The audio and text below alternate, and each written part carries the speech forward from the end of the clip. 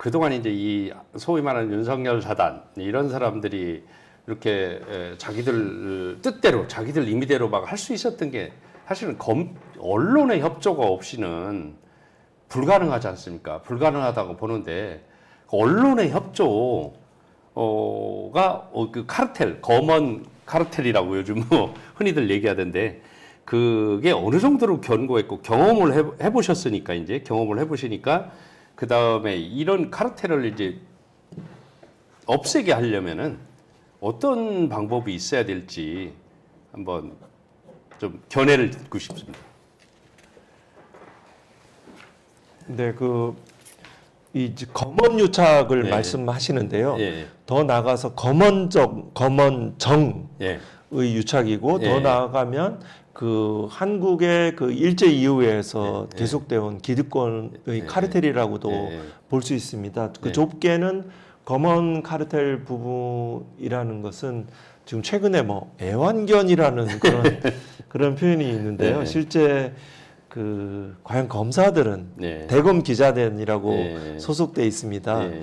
그 대검 기자단은 그 검찰로부터 대변인을 통해서 그 수사 상황들을 독점적으로 공급받습니다. 네.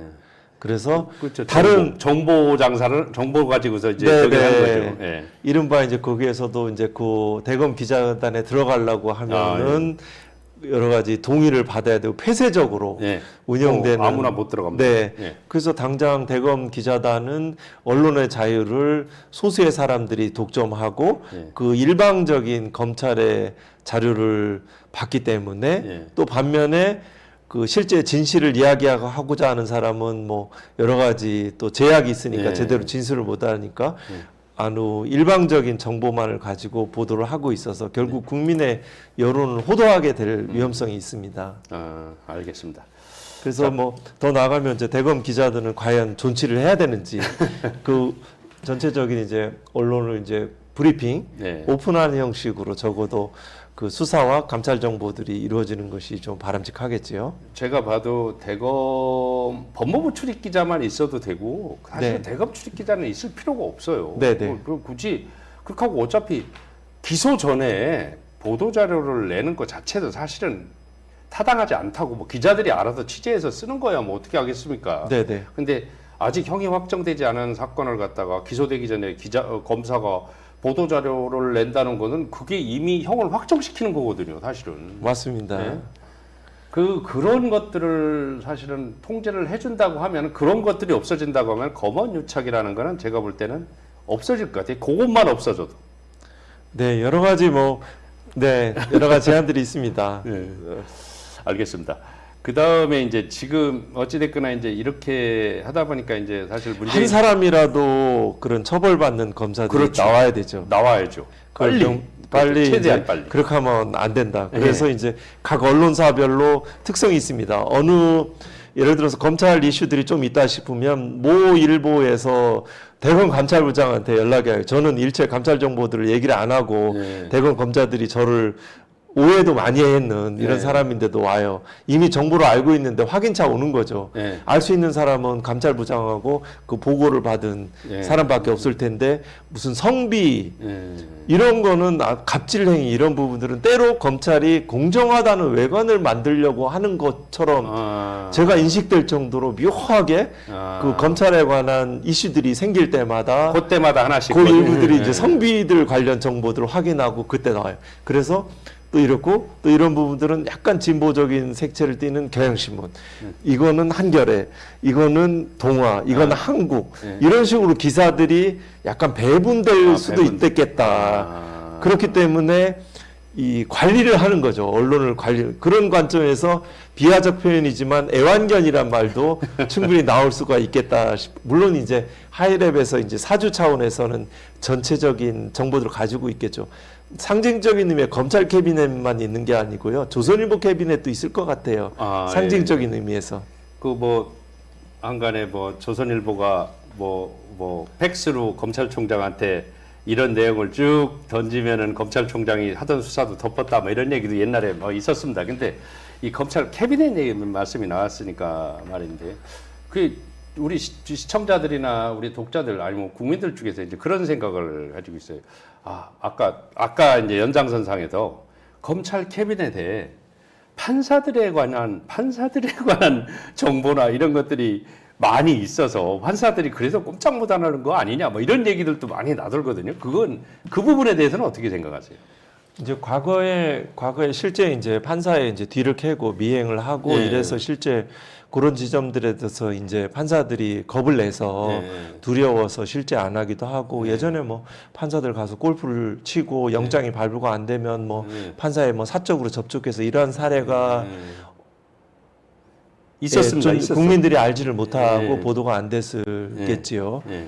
그런데 지금은 저는 이제 판사 사찰 문건의 존재를 세상에 이제 알리게 되었습니다. 예. 제가 세상에 알린 거는 뭐 저 되게 이렇게 온유하고 예. 이렇게 남의 허물을 얘기하지 않는 이런 전통적인 것에 좀 익숙한 공직에 오래 있었던 사람인데요. 제가 봐도 이 이건 판사 문제가 살천에 있는 문구 자체가 판사는 모르지만 이런 정보들이 수사정보정책관실에서 수집하고 작성한 문구라고 인정을 했으니까요. 수사정보정책관실, 많은 정보 탐지를 하는 수사정보정책관실에서 이런 걸 만들어서 반부패부 내지는 공판부에 이런 부분들이 자료가 뿌려지고 아까 검언유착을 말씀하시지 않았습니까? 때로 이제 그렇겠죠. 중요 사건에 대해서 이 수사하는 재판부가 있으면 이거 언론에 예. 보도가 되면서 예를 들어서 뭐 어느 판사가 이제 형사 재판을 중요한 재판을 하고 있어요. 예. 아까 계속적으로 뭐 이화영 예. 씨 사건이 현안이 되고 있으니까 말씀을 하시는데 예를 들어 이화영 사건의 재판장이 있다. 그러면 그 이화영 재판장이 과거 영장 재판에서 그 전날 술을 마시고 신문길에 출석을 하지 못했다. 상당히 위축되고 재판이 제대로 이루어지지가 그렇죠. 않겠죠. 예. 이런 식으로 내지는 어느 부장판사는 뭐 무슨 친척 관계가 있고 과거에 이런 일이 했었다는 것을 이미 수집한 정보일 수도 있고 또 앞으로 수집도 하니까요. 예. 이렇게 되면은 상당히 재판에 영향을 미쳐서 결국은 재판에 사법부의 독립을 침해하는 행위가 될 수 있다라고 결국은 생각했죠. 뭐 검사들이 사실은 재판부에 영향을 미치게 되는 거죠. 그러면은 이 부분에서 이제 또 이제 그런 제가 말씀을 좀 드릴 수가 있겠습니다. 이 소위 말하는 수사 기소권 분리, 그다음에 검찰 수사권 우리가 검수완박 그러는데 검찰이 수사권을 검찰에서 없앴다 그러면은 사실은 금방 말씀하시는 수사정보기획관 자기들이 수사를 안 하는 사람들이 뭐하러 정보를 수집으로 하겠어요? 맞습니다.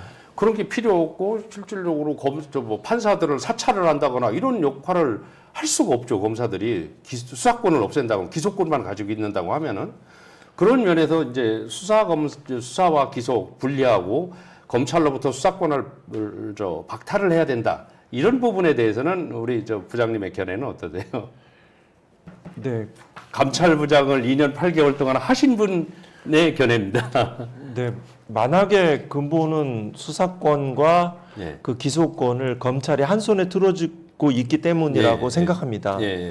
그 박탈, 검수완박은 이제 검찰들이 만든 프레임이고요.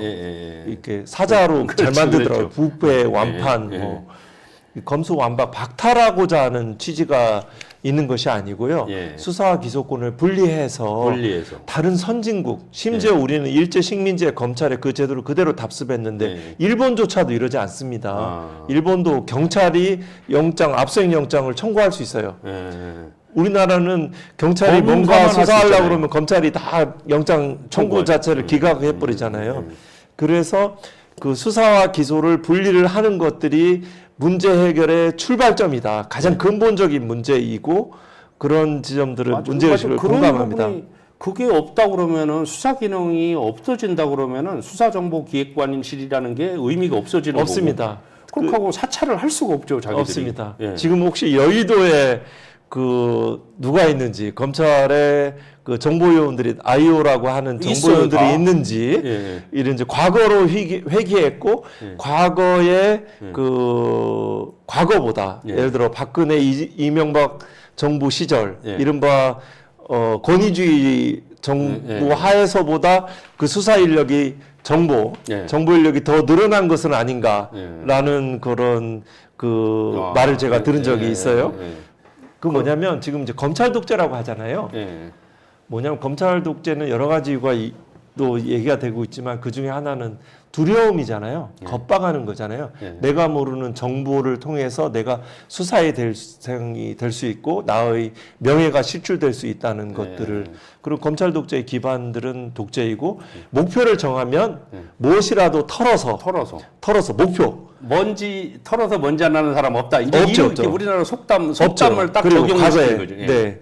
그러면 그 목표를 정하고 표적이 되면 뭐라도 털어서 설사 나중에 무죄가 난다 하더라도 기소를 하는 거잖아요. 그러면 기소 전에 뭐 포도자료 내고.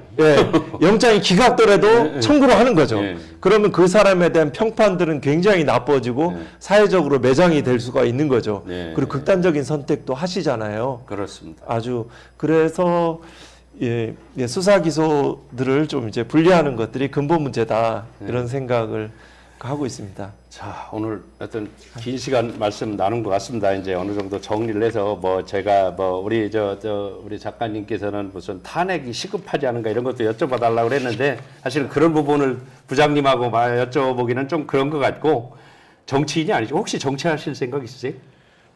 저는 일단 검찰개혁 완수, 그 다음에 사법개혁 또 이렇게 맡은 자리에서 제가 하고 뭐 제가 이 책에 좀 쓰지 못한 얘기라든가 저는 이제 법원, 검찰, 변호사를 다 경험을 했으니까요. 그래서 조금 더 전체적인 시야에서 세상에 좀 그 힘들고 고통받는 분들을 생각하니까요.